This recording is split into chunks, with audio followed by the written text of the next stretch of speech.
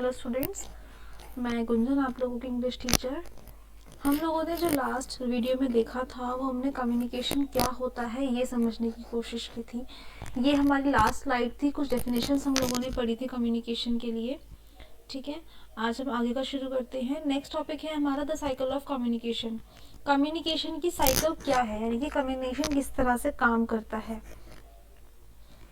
First point, the transmission of sender's ideas to the receiver and the receiver's feedback or reaction to the sender constitute the communication cycle.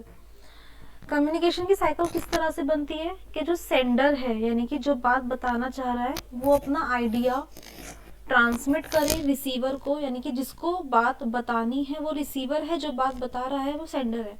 ठीक है, तो sender अपना जो idea है वो receiver को transmit करे और रिसीवर उसको वापस फीडबैक दे, या फिर जो भी रिएक्शन है, कुछ कहना है उसको या कुछ बताना है, गुस्सा करना है, समझना है, हंसना है, दुखी होना है, जो भी उसका रिएक्शन है, जो भी उसका फीडबैक है, वो उसको सेंडर को रिसीवर को बताए। इस तरह से कम्युनिकेशन की जो साइकिल है वो कंप्लीट होती है। The process of communication begins when one person, the sender, wants to transmit the fact, ideas, opinions or the other information to someone else, the receiver. This fact, idea or opinion has meaning to the sender. जो communication का process है वो start कहाँ से होता है, कहाँ से बिगिन होता है, जब एक पर्सन जो सेंडर है वो कोई आइडिया, फैक्ट या ओपिनियन या कुछ भी अदर इंफॉर्मेशन ट्रांसमिट करता है समवन एल्स, यानी कि किसी और को। ठीक है, जो वो फैक्ट, आइडिया या ओपिनियन जो कुछ भी है वो एक मीनिंग होना चाहिए उसका, है ना। वो मीनिंग सही है गलत है ये बात की बात है, लेकिन उसका कुछ मीनिंग होना चाहिए, मीनिंगफुल होना चाहिए वो, तभी कम्युनिकेशन का प्रोसेस कंप्लीट होता है। The next step is translating और converting the message into language which reflects the idea that message must be encoded. इसके बाद का जो स्टेप है वो ये है कि मैसेज को जब हम ट्रांसलेट कर रहे हैं, जब ट्रांसलेट करने का मतलब होता है उसको एनकोड करना, है कि मैसेज क्रिएट करना, है ना। तो मैसेज को जब हम ट्रांसलेट कर रहे हैं तो मैसेज के पीछे का जो आइडिया है वो उस मैसेज में क्लियर रिफ्लेक्ट होना चाहिए, क्योंकि अगर सेंडर ही मैसेज को क्लियर नहीं भेजेगा या फिर जो भी उसका जो भी उसकी समझ है, जो भी उसकी सोच है वो उसमें रिफ्लेक्ट नहीं होगी उसके मैसेज में, तो जो रिसीवर है वो उस मैसेज को ज़्यादा गलत तरीके से ले सकता है। इसलिए सेंडर की जो भी इंटेंशंस हैं उस मैसेज को क्रिएट करने के पीछे वो उस मैसेज में क्लियर दिखनी चाहिए। The encoding process is influenced by content of the message the sender creates. जो एनकोडिंग का प्रोसेस है वो सेंडर के जो मैसेज का कंटेंट है वो क्रिएट करने से बनता है, यानी कि जब हम मैसेज क्रिएट कर रहे हैं, जो कुछ भी सेंडर कहना चाह रहा है रिसीवर को, जो वो मैसेज क्रिएट कर रहा है, उस क्रिएशन का नाम होता है एनकोडिंग। उसको हम एनकोडिंग प्रोसेस बोलते हैं, मैसेज को क्रिएट करना, मैसेज को बनाना।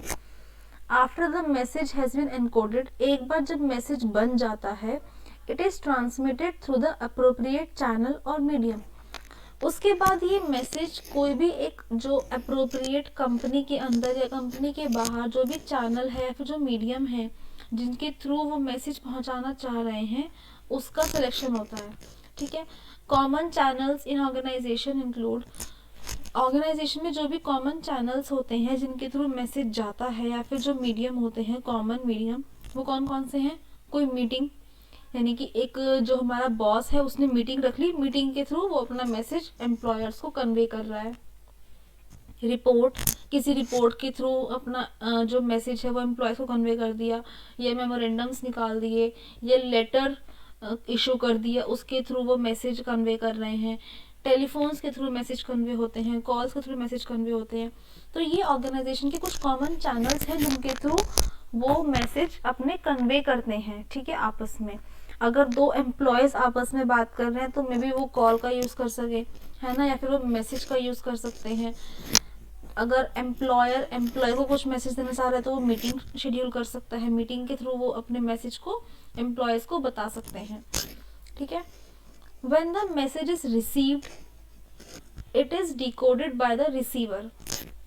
जब एक बार मैसेज रिसीव हो गया, जब एक बार रिसीवर को मैसेज मिल गया, तो रिसीवर उस मैसेज को डी कोड करता है, यानी कि रिसीवर उस मैसेज को पढ़ता है और समझने की कोशिश करता है, and gives feedback to the sender, और सेंडर को फीडबैक भेजता है as the confirmation about the particular message that has been carefully understood और नॉट।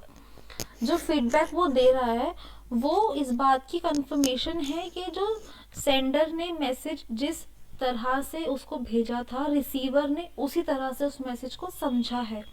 ठीक है, इस बात का हम एक फीडबैक रिसीवर सेंडर को देता है। इस तरह से कम्युनिकेशन की पूरी साइकिल चलती है। अब हम इसका डिटेल में प्रोसेस पढ़ते हैं कि एक्चुअल में प्रोसेस कम्युनिकेशन का है क्या। देखो, पहले आप लोगों को लास्ट स्लाइड में एक प्रोसेस दिखा देती हूँ। ये है हमारा कम्युनिकेशन का प्रोसेस। सबसे पहले सेंडर है हमारे सामने, ठीक है। सेंडर मैसेज को एनकोड कर रहा है, यानी कि मैसेज क्रिएट कर रहा है। अब हमारा मैसेज क्रिएट हो गया और हम इस जगह पर एक पर्टिकुलर मीडियम, कोई माध्यम चूज करते हैं जिसके थ्रू हम अपना मैसेज रिसीवर को भेजेंगे। उसके बाद हम लोगों ने मैसेज भेज दिया मीडियम के थ्रू, देन वो मैसेज डिकोड किया गया रिसीवर के द्वारा, और उसके बाद रिसीवर या तो फीडबैक देगा सेंडर को, या फिर बीच में कुछ नॉइज भी क्रिएट हो सकती है। अब ये नॉइज क्या होती है हम अभी पढ़ते हैं प्रोसेस में। सॉरी।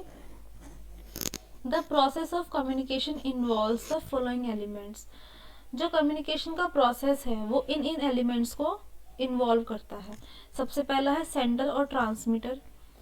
अब तक आप लोगों को पता लग गया होगा सेंडर होता क्या है ना। सेंडर यानी कि जो मैसेज क्रिएट कर रहा है, जिसको मैसेज देना है, जो पर्सन है जिसके पास इंफॉर्मेशन है और उसको आगे पास करनी है, उसको हम ट्रांसमीटर भी कह सकते हैं।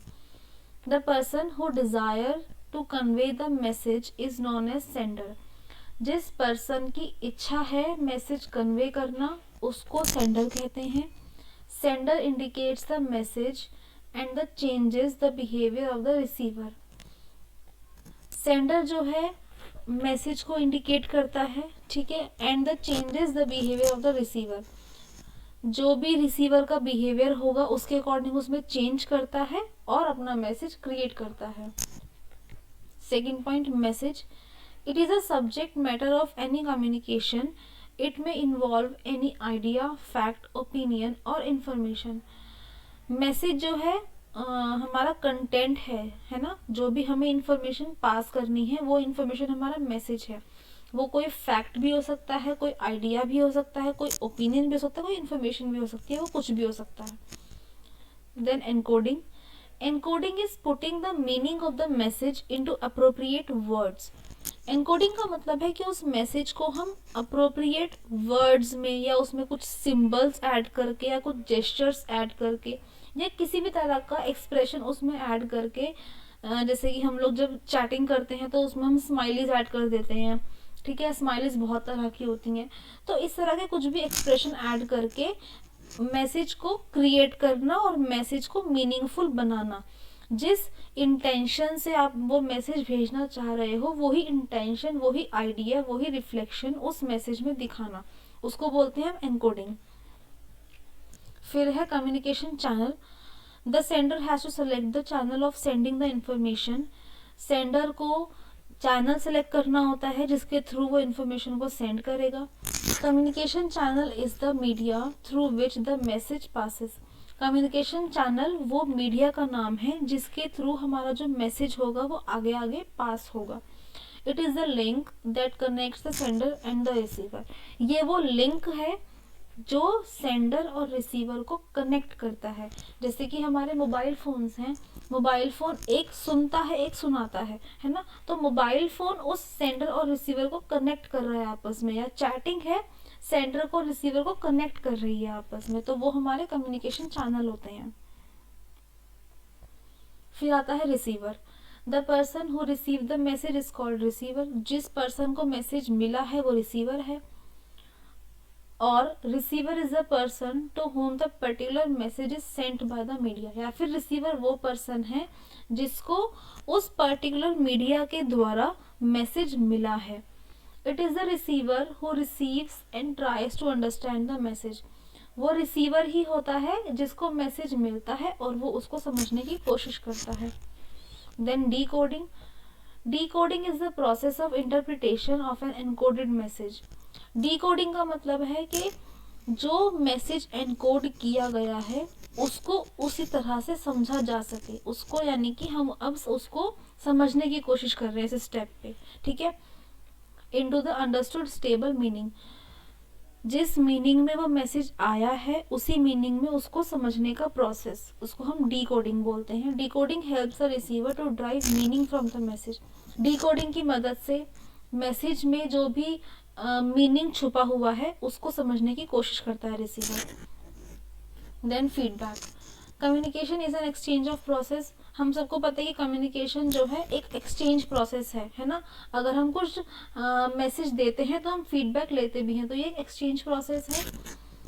For the exchange to be completed, उस एक्सचेंज को कंप्लीट करने के लिए the information must go back to home from where it started. जहाँ से इंफॉर्मेशन गई है उसके पास कुछ वापस भी तो आना चाहिए कि उसको प्रूफ मिले कि मेरी इंफॉर्मेशन पास हो गई है.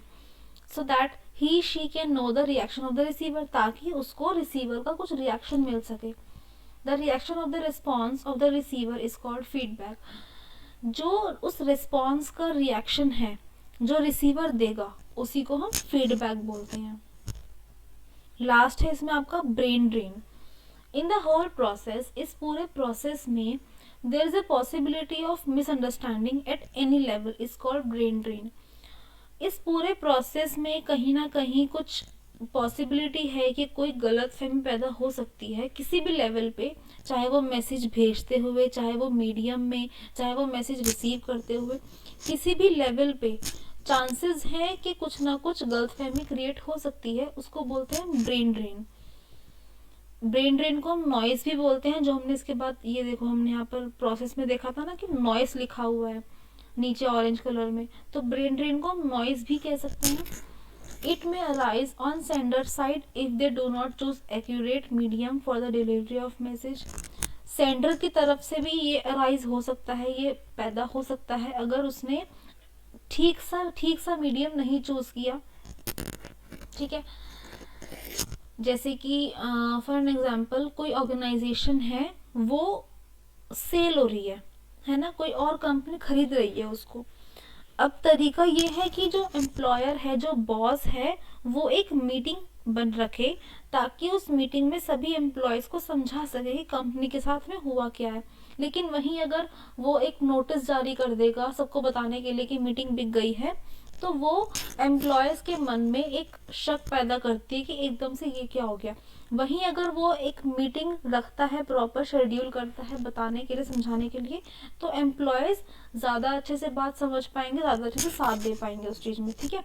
तो इस तरह से एक मीडियम सही चूज़ करना होता है हमें इन्फॉर्मेशन पास करने के लिए. It may also arise when receiver does not properly decode the message. ये बाद में भी अराइज हो सकता है अगर जो रिसीवर है वो ठीक से मैसेज को डिकोड ना करे, ठीक से मैसेज को ना समझे. In other words we can say that it is a break down of the cycle at an time. दूसरे शब्दों में कहें तो ये एक ब्रेक डाउन है साइकिल का, एक साइकिल का तोड़ है जो किसी भी लेवल पे हो सकता है, उसको बोलते हैं ब्रेन ड्रेन. ठीक है. तो ये हमारा प्रोसेस है कम्युनिकेशन का. ये जो चार्ट है आप इसको भी नोट डाउन कर लेना अपनी कॉपी में, और उसके बाद में ये जो प्रोसेस के मैंने नोट्स इसमें लिखे हुए हैं इनको भी आप लोग नोट डाउन कर लेना. ठीक है. इसके बाद का जो भी होगा हम वो नेक्स्ट वीडियो में पढ़ेंगे. ओके.